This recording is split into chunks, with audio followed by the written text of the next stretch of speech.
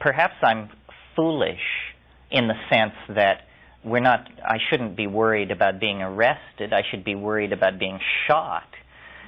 If that's how they play the game, then I'm in big trouble, because they'll just come and shoot me, and you too if you get into this. But if we actually have a legal system that works, then this is called advocacy, and it's not a crime. It's an exercise of the First, Fourth, and I don't know, a couple of other amendments to the Constitution.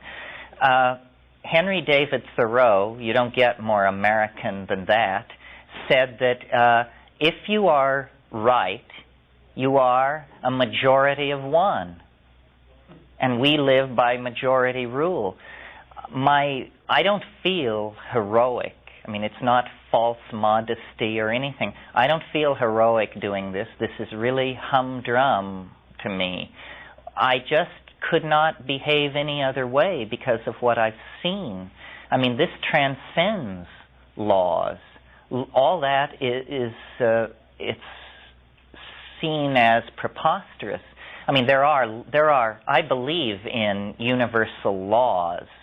You shouldn't kill people. You shouldn't lie to people. You shouldn't inject yourself between lovers. Most cultures, I think, recognize a set of universal laws, but thou shalt not smoke marijuana? Surely the god of Mount Sinai has better things to do than worry about that sort of thing. We have to create a new option. All social progress is made by people taking chances. If I am an anomaly, some kind of dangerous sociopath, then my message will be swamped and lost in the noise of the tumult of the world, because there are thousands of messages out there. If, on the other hand, this is a great and important domain of truth, then they are crazy to try and repress it, because it cannot be repressed. They have tried to repress it. Oh, why have they tried to repress it? If use of psychoactive drugs is so good for the psyche, why have they repressed it? They sought to repress it because there's something in the Western mind that is very nervous, that gets very nervous when you try to talk about the bedrock of ontology. McLuhan talked about this. He met great resistance, and all he was saying was that print had created certain kinds of unconscious biases in society in favor of uniformity, linearity, and like that. And he was amazed at the violence of the reaction against this. And he concluded that those cultures that have evolved from the phonetic alphabet are so removed from the stuff of the world, as opposed to languages like Chinese or Mayan or something like that, where there is a retention of the image in the written language, that the cultures descended from the phonetic alphabet are extremely paranoid about questions about the nature of reality. And that's what this is really about. The psychedelic issue does not relate to the drug issue at all. I mean, in fact, it's important to make this point. Drugs and psychedelics are not two members of a family. They are antithetically opposed to each other. The pro-psychedelic position is an anti-drug position. Now, how can this be, since we are accustomed to thinking of psychedelics as drugs? Well, it's like this. What is it that we object to about drugs? And I think everybody can agree, maybe not everybody, but most people can agree, we do have a drug problem. I mean, if you live in the inner cities, you see people getting all twisted up behind this stuff. We have a drug problem. So what is it about drugs that we find problematic? Well, I think that what is objectionable about drugs is that they cause unconscious, obsessive, destructive, self or other behavior.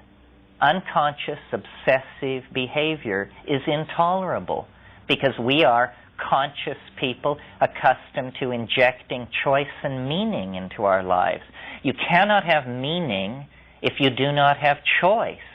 This is why we don't have to spend any time at all talking about whether the world is predestined.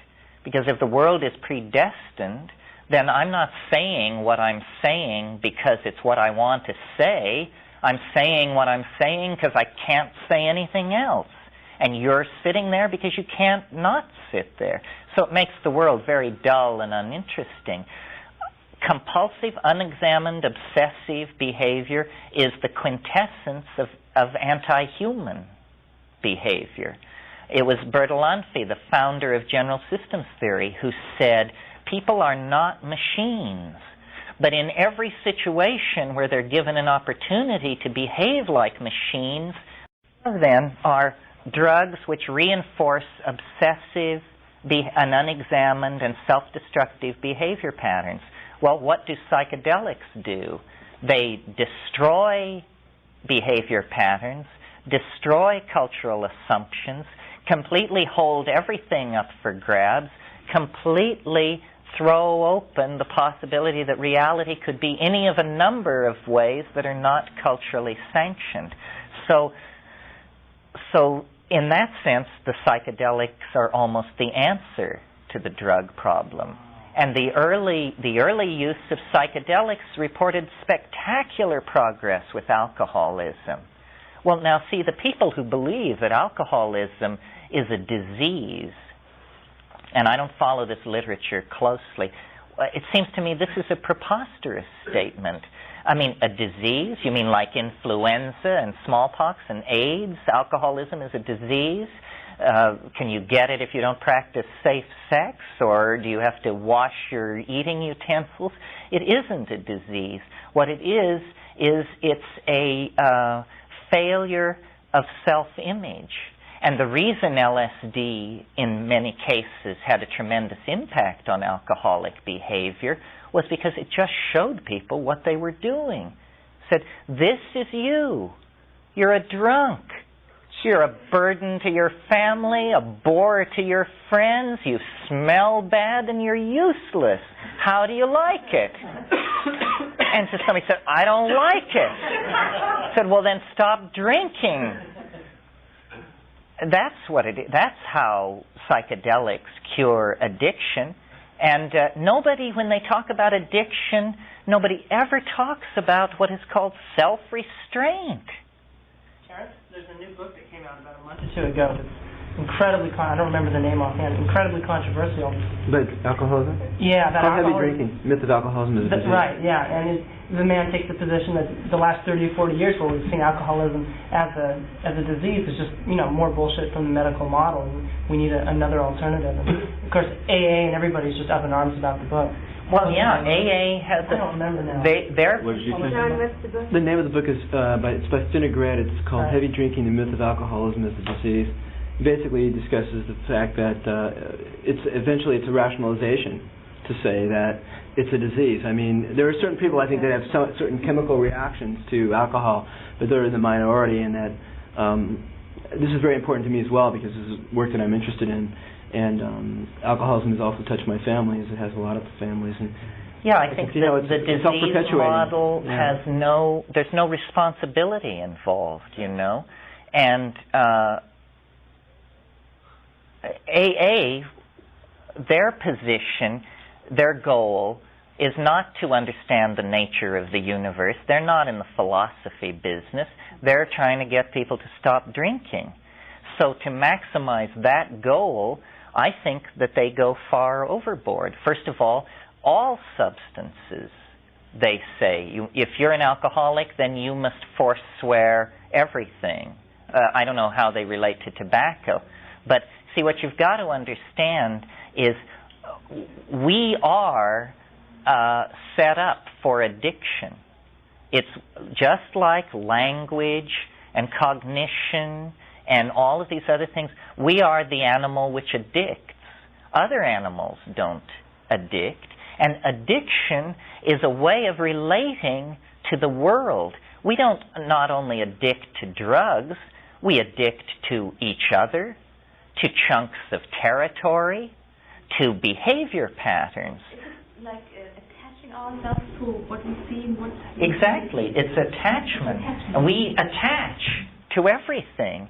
And it's very real. It's physiological. I remember years and years ago, a woman left me for a homunculus, and I was appalled, and it became. I mean, I was like vomiting every 4 hours, could not sleep, would burst into tears in inappropriate situations, of which there were many in my life, and heroin withdrawal cannot be worse than that. I mean, are you kidding? Vomiting every 4 hours? And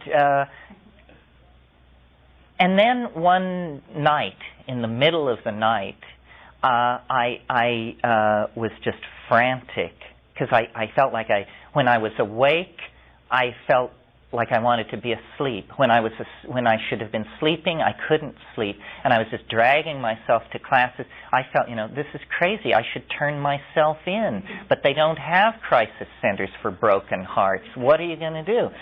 So then, in the middle of one of these bouts, I went to the medicine cabinet, and this woman who had left me had left all these pills there, and I sorted through all these pills and came upon a small bottle of tranquilizers, of a very mild tranquilizer, like Valium or something. Well, I had never taken a Valium, so I said, I'll take half, and I took it, and the next morning, or a few hours later, I went out to breakfast, and somebody came up and sat at my table and said, well, how are you coping since Hermione left you? And I said, who?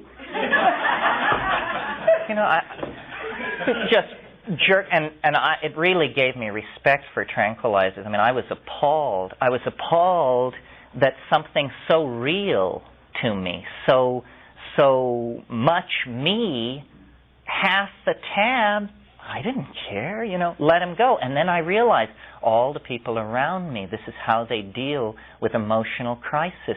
Nobody wants to feel anything. I mean, the moment that an unpleasant emotion rears its head, people go take Valium or something else and cut themselves off from feeling.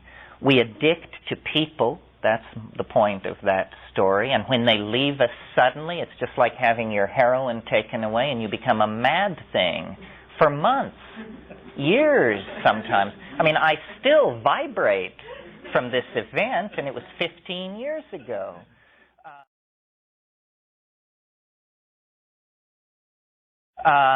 We addict to territory. This is war, our turf, our land. Now, this arises, again, a consequence of agriculture. Before agriculture, nobody had land. Land was something you walked around on as you migrated behind your herds. Once it was cognized as an object and fixed upon, they were ready to knock the other guy's brains out for setting foot on your territory. We all do this. I mean, we are addicted to caffeine, outrageous caffeine addictions, money, sugar, praise, television. Now, this is the favorite one to talk about because television is a forerunner of very insidious drugs to come. It's just the crudest and the first. But imagine if after World War II, a drug had been introduced into this country of right-thinking, hard-working, decent Christian people, such that 20 years after its induction, the average American citizen would be spending 6.5 hours per day involved in this drug. That's the figure for television consumption in this country. The average American watches 6.5 hours a day of TV. It is an electronic drug. It is an obsessive behavior pattern, an unconscious behavior pattern, and a physically destructive behavior pattern. I mean, it's done more for the rebirth of hemorrhoid specialists than any other single force in our society. So, but people say, well, that's not a drug, that's entertainment. 6.5 hours a day of entertainment? You know, before electronic media, a person could regard themselves as a great patron of, let's say, the musical community, and maybe they would hear 12 live musical performances a year when they would go to a theater. I mean, how many people in Beethoven, how many experts on Beethoven in his generation or the generation following heard, let's say, the Ninth Symphony more than several times in their intellectual life? Because, you know, you have to get a lot of people together and cooperating to perform the Ninth Symphony. To us, the Ninth Symphony is an object. Listen to it. Listen again. Listen again. We are able to turn experience, we are able to objectify experience and then addict ourselves to it. Well, is this bad? How can it be bad if it is so written into us? I don't think it is bad. I think what we have to do is choose our addictions, choose our behavior patterns. I mean, one can choose to be addicted to punctuality. I'm accused of this. Other people are addicted to always being late. One can be addicted to meaningless sexual encounters. Some difference in habits and addictions. You mean because of the physiological angle? Well, I think that's been much overplayed. I think, should we not fall in love because we pheromonally lock together with this person and become a single unified set of drives and goals? The physiological aspects of addiction have been, I think, very strongly overdrawn. I smoke cannabis every day at most opportunities and have for years and years, since I was 18 years old. Every once in a while, I stop just to see what that's like. It's trivial. It's utterly easy. All that happens is a shift in behavior patterns. I read more. That's what happens when I stop smoking cannabis. And yet I'm supposed to be breaking out into cold sweats, wandering aimlessly through the streets of the city, staring up at lighted windows. Yeah, right. So I think we give each other too much permission to be weak in this area. What is never talked about in talk about addiction is self-restraint. For heaven's sake, just take hold of yourself. Responsibility. And if you tell people addiction is a disease, addiction is it's because you're black, it's because you're poor, it's because you're this, it's because you're that, you have just given them a whole bunch of reasons not to take responsibility for their own situation. And what is needed in these addictive situations, I think, is the shock of recognition. I believe, that if you don't take drugs, you're unbearable. And I can't think of a society on earth where people don't take drugs that any of us would want to have anything to do with. Let's take Calvinist Geneva, say. I imagine that as an example of an environment of moral rectitude. These people did not wear bright colors, didn't listen to music, never drank coffee, never smoked, forget about alcohol, sex for procreation, so forth and so on. And they are paradigms of the male ego frozen in place, didactic, paternalistic, all-knowing, filled with hellfire and damnation, everything is seen in terms of a moral dimension that makes impossible demands on the human animal. Rather, I think what we should realize is that somehow our evolution into a civilized, self-reflecting being is caught up in these synergistic relationships that our conscious mind has with various things in the environment, so that we should choose our addictions. Now notice that addictions, to my mind, and you can argue with this if you want by choosing extreme examples, but addictions to natural substances are harmless. Let me name some natural substances that you might disagree with me on this point. I think probably the strongest one would be, people would say, well, what about opium? Surely this is the scourge of mankind. Actually, opium was never a problem in human populations until it was conceived of as a problem by British colonial policymakers who decided that they could manipulate the opium trade to get an entree into China. Alcohol was never a problem, particularly, until the discovery of distilled alcohol. And, of course, heroin is distilled opium. Morphine also. Sugar is a refined vegetable substance. In every case, it has required the intercession of science and technology to take harmless habits and turn them into dangerous addictions, so that everybody has a solution to the drug problem. I think what I would suggest is something called the Vegetable Drug Act, where you just say, if it's a vegetable, it's not a drug. This was the position until very recently with British common law.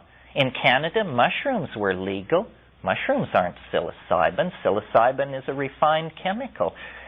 If it is technology which allows us then to create these super powerful addicting substances, and there will be more and more of them downstream, you may be sure. So I think what we need to do is think of human beings as hardware, as the computer, if you will, and drugs are forms of software. And the software that you run determines the kind of functions that you can perform. If you run distilled alcohol software, well, then you take on the persona of the alcoholic. I believe that cannabis is probably the most harmless and benign drug around. It carries out this feminizing that I talked about. It lowers the profile of the male ego. Instead of wanting to duke it out, people just say, well, if that's your thing, And that's what we need, I mean, that practically boils down to what we call tolerance. So I think that this disruption of our relationships to psychoactive plants is what set us on the long, hard, downward path into neurosis. And it began with agriculture, with the narrowing of our spectrum of plant awareness from many, many plants down to the rye, the oats, the barley. And it's interesting that then out of this came the cultivation of, I think beer preceded wine. Beer is an older thing than wine. That comes out of the fact of having created surpluses, because the way beer was discovered was through the fermentation of grain that was stored. If you didn't have surpluses, you would never discover the psychoactive properties of fermented grain. It's very interesting. In Nepal, the Newari people have an alcoholic beverage that when it's put in front of you, It looks like a bowl of granola. It's dry. They pour it out of a sack into your cup, and you say, this is beer? And then they come along with boiling water and pour it over it, and then you get this foamy, lightly fermented, contaminated grain water. And to my mind, that clearly is then how fermentation of grains and production of alcohol was established. Notice that it was also the accumulation of surplus from the agricultural adaptation that creates the need for defense. Because now you've got a surplus. Now you have to guard your surplus from everybody who doesn't have any. The other thing that creation of surpluses caused was the invention of barter and money and this sort of thing, because now you have something that you can trade for something that you don't have. So all of these adaptations, also a nomadic people cannot move a grain surplus with them.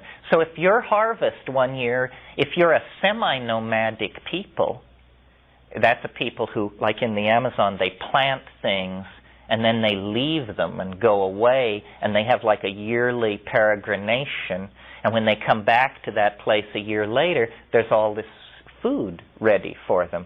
Well, imagine a nomadic people who were doing that kind of quasi-agriculture with cereal, and then there's 1 year of great weather and great rainfall, and when they arrive at their little wheat patch, so much wheat has been produced that they can't move it. They can't take it with them. So then they say, well, but we have food now, so we don't have to keep hunting, so let's spend the winter here. And this interruption of the cycle of nomadism to deal with unexpected surpluses obviously spawned the idea in people's minds, well, wouldn't it be great if we had surpluses every year? And then that says, well, that won't happen if we're as careless as we have been about our sowing and harvesting, but maybe if we're very careful and till the land and carefully plant and do careful weeding, we'll have to stay here and weed, but then we'll get this tremendous payback in the end. So, to my mind, the invention of agriculture broke our relationship to the wild plants and the lowered profile of the male ego, and set us on a path of defending wealth, creating fortifications, supporting more specialization, larger populations, so forth and so on. And from there to the present predicament, it's only a moment.